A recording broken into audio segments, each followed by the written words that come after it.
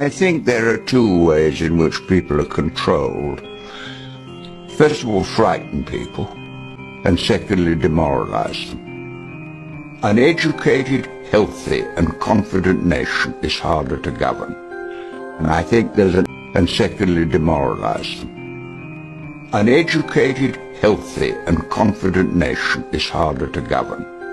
And I think there's an element in the thinking of some people. We don't want people to be educated, healthy and confident because they would get out of control.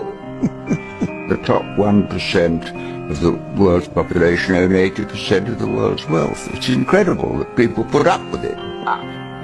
They're poor, they're demoralized, they're frightened, and therefore they think perhaps the safest thing to do is take orders and hope for the best. Or they think perhaps the safest thing to do is take orders and hope for the best.